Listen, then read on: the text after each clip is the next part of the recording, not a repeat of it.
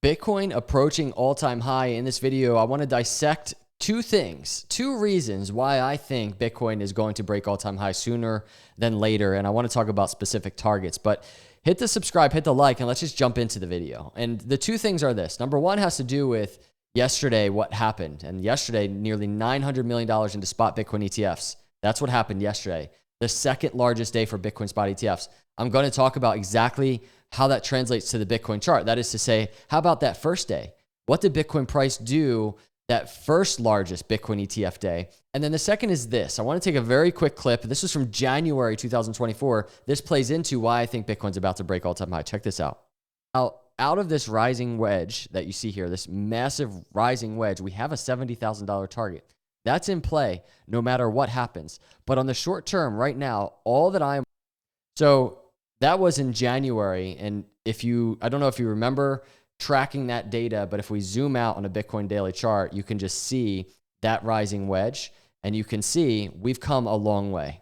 And what happened there with that rising wedge, if I could draw it correctly, what happened with that breakout and even the throwback and then hitting $70,000 target, because we did, plays into this new formation that I'm going to be tracking. So let's just jump into this and let's start with the ETF data. So here's the headline, nearly 900 million in Bitcoin spot ETFs. This was yesterday, close to 1 billion inflows in a single day, 5 months after launch. I was told several months ago that all of the degen retail investors who wanted to buy had hardly done so and there was nobody left. How can this be? How could there be another record-breaking day for Bitcoin spot ETFs? And that's just the thing. It is the second biggest day of inflows since launching. So if we look at the chart here, you can see there it is. Look at that first big day, though, the record day, mid-March. Let's look at what Bitcoin price was doing when that happened. So if we zoom out on the daily, and by the way, this all-time high for Bitcoin, that red line that you see right there, it is like 3.5% away from where Bitcoin price is right now. This can happen very quickly. But check this out. This is a first piece of data. Then we're going to talk about that rising wedge pattern. $1 billion ETF inflow. And I think this was maybe even slightly above $1 billion in the middle of March. Check this out. This was basically right before Bitcoin hit all-time high. Now, what's compelling to me and what I really wanted to talk about was if you look and you zoom out and you look at the RSI, the slower moving momentum oscillator, you can see at that moment right here, Bitcoin ETF inflow $1 billion. All-time high. What was happening right here on the RSI? That's some bearish divergence. All-time high, it's a higher high, and all the while, it's a lower high on the momentum oscillator. That's some bearish divergence. It's a signal that it's not like a bear market signal or something, but on this daily chart, it's a signal like it is time to probably consolidate, slow down. And Bitcoin absolutely needed to consolidate back there in mid-March, and it has. And now here we are. We're in the first week of June. Right? So we're months later, Bitcoin has consolidated.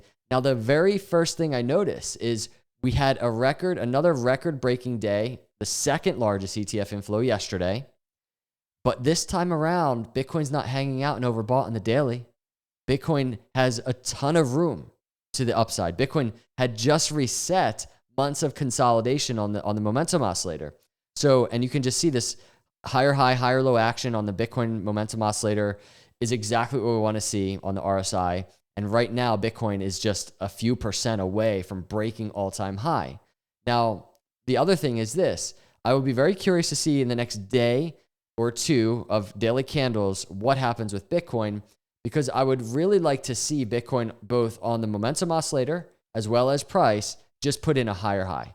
I think that's exactly what I want to see. And this could be really the boost that just brings Bitcoin just towards that overbought area where Bitcoin price action really starts getting fun. Just to give you an idea of what I mean, check out Bitcoin back here approaching overbought. That doesn't mean it's time to consolidate. We're overbought right here. No, this a lot of times means something crazy is about to happen. We could be entering that environment very soon where Bitcoin has a little bit more upside on the RSI, on price action. We're breaking all-time high. And guess what? We still have something crazy getting ready to happen potentially. So that's that data point. And it's the Bitcoin spot ETF numbers. And this time around, there's a lot of room to the upside. Last time around, it wasn't like that. Right here, there was bearish momentum. And right now, we are so ready for a power boost to the upside.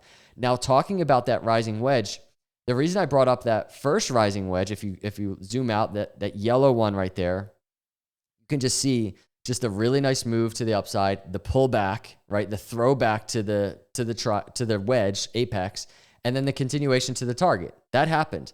The reason I'm bringing that up is because, number one, it illustrates that these things take time. That target took months. But we've been tracking another rising wedge on this YouTube channel. It's this one in white that you see here. Remember the whole February breakout? And then guess what? Similar thing happened with that. A throwback to the apex of that one. And we had a nice bounce so far. And the target to the upside on that is $80,000. So that would be the move for Bitcoin to break all-time high. And I just think from a technical perspective, it's so in play right now for that to happen. And then the other thing is, if we start zooming in on the Bitcoin charts on the daily, I just want to point something else out to you. In that environment where Bitcoin's not only hitting that $80,000 target or, simply testing all-time high and just maybe slightly breaking it, I want to talk about the environment in which Bitcoin might actually just really make a nice, powerful move of separation from these areas in general. And that's this. It's this head and shoulders, this inverse head and shoulders.